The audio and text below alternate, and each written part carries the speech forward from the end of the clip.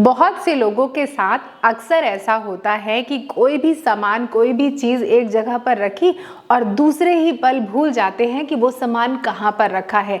याददाश्त बहुत कमज़ोर होती है। कोई भी काम करने की कोशिश करते हैं तो एक जगह फोकस नहीं कर पाते, उनका कंसंट्रेशन जो है बहुत ही ज़्यादा पुअर रहता है। इसके अलावा एग्ज़ाम के टाइम पे स्टूडेंट्स को कुछ भी चीज़ याद करने में बड़ी दिक्कत आती है। साथ ही अगर आप ऐसे व्यक्ति हैं जिनको ओवर थिंकिंग की समस्या है, यानी कि अननेसेसरी की बहुत सी चीज़ें दिमाग में चलती रहती है, कुछ भी काम में आप फोकस नहीं कर पाते हैं, साथ ही ओवर थिंकिंग की वजह से किसी भी काम को टालने की समस्या बहुत ज़्यादा हो जाती है, तो आज की वीडियो डेफिनेटली आपके लिए है। मैं आज की वीडियो में आपको 3 ऐसे योगासनों के अभ्यास बताऊंगी जिनसे आपका फोकस बढ़ेगा, कंसंट्रेशन बढ़ेगा, साथ ही इससे आपके ब्रेन की कार्यक्षमता इंप्रूव होगी, आपकी मेमोरी इन्हांस होगी। तो चलिए सीखते हैं इन सारे अभ्यासों को स्टेप बाय स्टेप, और हर एक अभ्यास में मैं कुछ मॉडिफिकेशन भी करके बताऊंगी ताकि सभी लोग इसका अभ्यास कर लें।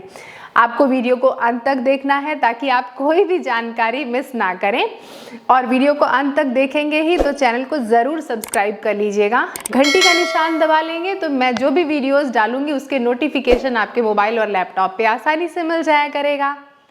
नमस्कार दोस्तों, मैं शहीदा आप सभी का स्वागत करती हूँ आपके अपने YouTube channel yoga with Shahida में। दोस्तों, कैसे हैं आप सभी? तो सबसे पहले हम जिस आसन का अभ्यास करेंगे इसका नाम है वृक्षासन या ट्री पोज। इसका अभ्यास बहुत सिंपल तरीके से करेंगे। अपने दोनों पैर के एड़ियों और अंगूठों को एक दूसरे के साथ इस तरीके से जोड़ लेंगे। दोनों हाथों को बॉडी के साइड में रखेंगे और अपनी गेज को, अपनी नज़र को फिक्स करेंगे आई लेवल पर। ना तो नीचे देखेंगे, ना ही ऊपर देखेंगे, ना दाएं ना बाएं, सामने देखेंगे।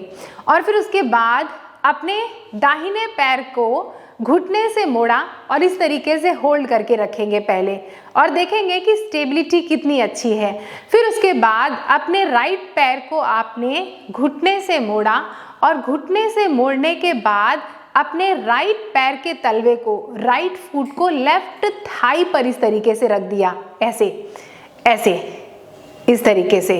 और फिर उसके बाद धीरे से दोनों हाथों को अपनी छाती के सामने ऐसे जोड़ लिया और सामने एक पॉइंट पर देखते हुए नॉर्मल ब्रीदिंग करते हुए होल्ड करेंगे पोस्चर को और ब्रीदिंग करते रहेंगे।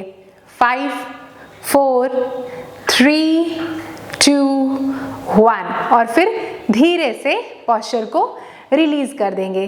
जब आपकी बॉडी का बैलेंस एक पैर पर आप कर रहे थे तो इससे आपके लेफ्ट पैर की मजबूती बढ़ गई, क्योंकि बैलेंस बनाने के लिए पैर तो मशक्कत कर रहा था ना।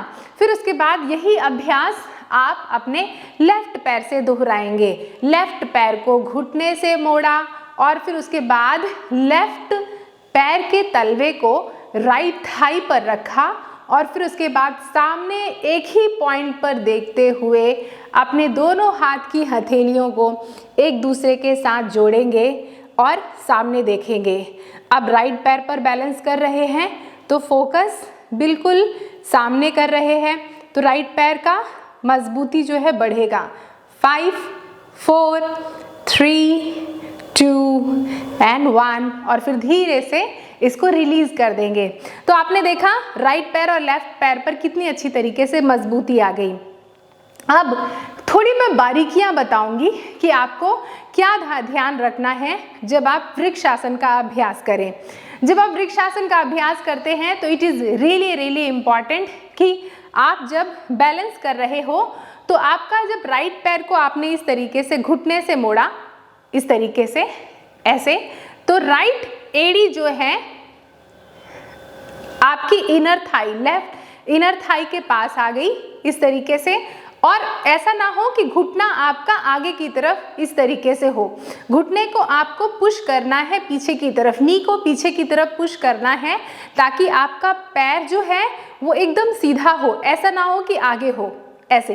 तो इसको पुश करना है पीछे की तरफ। और बहुत बार लोग क्या करते हैं, पैर का तलवा जो है ना उसको इस तरीके से ऐसे क्रॉस कर लेते हैं, तो ऐसे क्रॉस भी ना हो, एग्जैक्टली आपकी एड़ी जो है आपकी बॉडी की तरफ हो और टो जो है वो नीचे फ्लोर की तरफ हो। तो इस तरीके से, ऐसे ऐसे।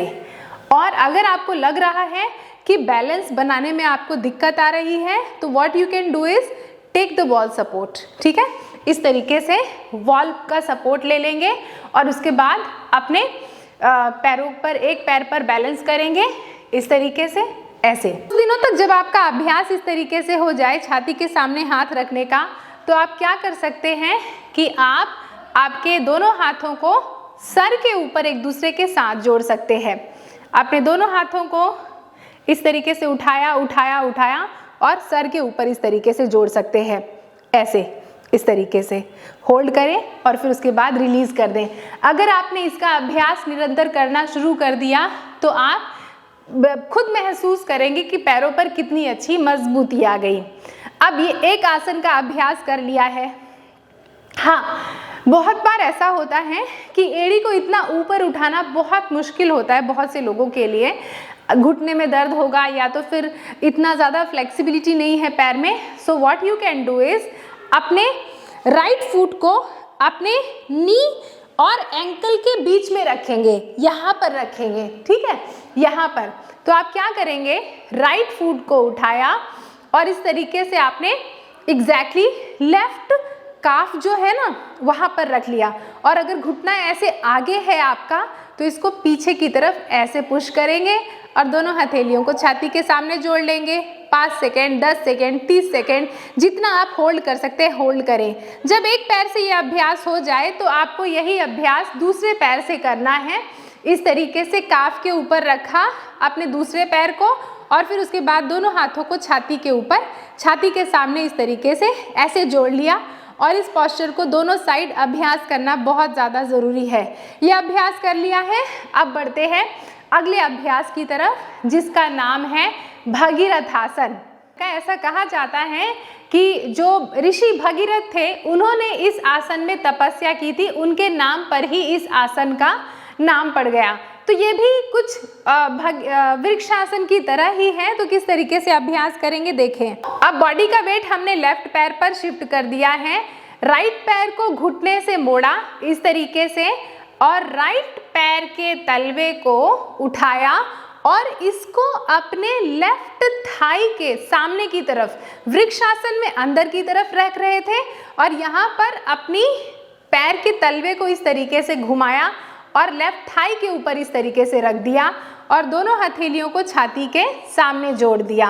होल्ड करेंगे 5, 4, 3, 2, 1 और फिर उसके बाद रिलीज कर देंगे।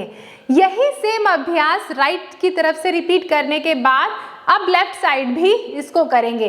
अपने लेफ्ट पैर को पकड़ा और फिर उसके बाद आपकी जो एग्जैक्टली थाई जहां से शुरुआत हो रही है वहां पर इसको इस तरीके से रखा और प्रेस कर रहे हैं, पैर को प्रेस कर रहे हैं और दोनों हथेलियों को छाती के सामने इस तरीके से जोड़ लेंगे और होल्ड करेंगे पोस्चर को। 5, 4, 3, 2 एंड 1 और फिर रिलीज कर देंगे।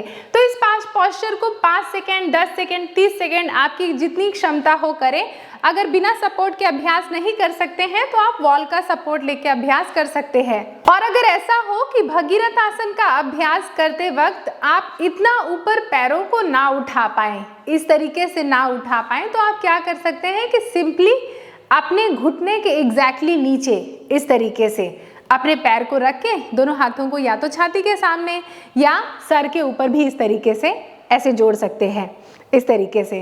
और एक चीज़ का हमेशा ध्यान रखिए कि जब भी आप पैरों को इस तरीके से रखें तो बहुत बार टेंडेंसी क्या होती है ना कि हम घुटने पर पैरों को रख लेते हैं। चाहे आप वृक्षासन का जब आप अभ्यास कर रहे हैं तो वृक्षासन करते वक्त भी अपने पैर को घुटने के ऊपर नहीं रखना है और साथ ही जब भगीरथ आसन का अभ्यास करते हैं तो भी घुटनों पर पैर को आपको नहीं रखना है, क्योंकि इससे क्या होगा कि over a long period of time आपके घुटने पर दबाव पड़ेगा, प्रेशर पड़ेगा और ये चीज़ हम करना नहीं चाहते हैं।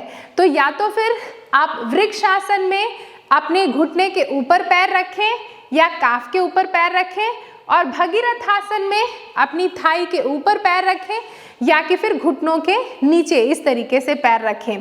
तो इस चीज का बहुत विशेष ध्यान रखना है आपको। अब हम अभ्यास करेंगे तीसरे आसन का, जिसका नाम है वीरभद्र आसन 3। जैसा नाम से ही पता चल रहा है कि इस आसन का अभ्यास अगर आप निरंतर करते रहते हैं तो आपके शरीर में योद्धा के समान मजबूती आएगी, योद्धा के समान, वीर के समान फोकस और कंसंट्रेशन डेवलप होगा और साथ ही इसका अभ्यास करने से मानसिक जो मजबूती है वो भी बढ़ती है। तो किस तरीके से करेंगे वीरभद्र आसन का अभ्यास? इस तरीके से दोनों पैर की एड़ियों को और अंगूठों को जोड़ लिया है इस तरीके से, ऐसे। और फिर उसके बाद अपने नजरों को फिक्स करें, गेज को फिक्स करें एक पॉइंट पर, नीचे ऊपर दाएं बाएं कहीं नहीं देखना है, सिर्फ सामने देखना है आपको। और फिर धीरे धीरे अपनी बॉडी का वेट ऐसे सामने की तरफ, अपर बॉडी नीचे की तरफ जाएगी और लोअर बॉडी धीरे धीरे धीरे धीरे इस तरीके से उठेगी। और फिर उसके बाद धीरे से आपको दोनों हाथों को इस तरीके से स्ट्रेच करना है और एक टी बन जाएगा आपकी बॉडी का, ऐसे, इस तरीके से, ऐसे ऐसे, और फिर रिलीज कर देना है। अगर ये अभ्यास करने में आपको दिक्कत आए तो आप वॉल का सपोर्ट लेके अभ्यास कर सकते हैं। इसी अभ्यास को दूसरी तरफ करेंगे।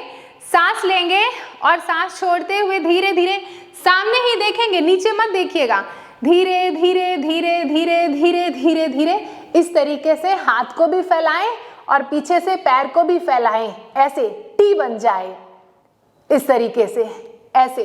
अगर आपका ऐसा बैलेंस ना बन पाए तो आप एक हाथ से ऐसे दीवार का सहारा ले लें और फिर धीरे धीरे धीरे सामने की तरफ झुकते जाएं, झुकते जाएं, झुकते जाएं, झुकते जाएं और हाथ को आगे की तरफ खींचते रहें, ऐसे।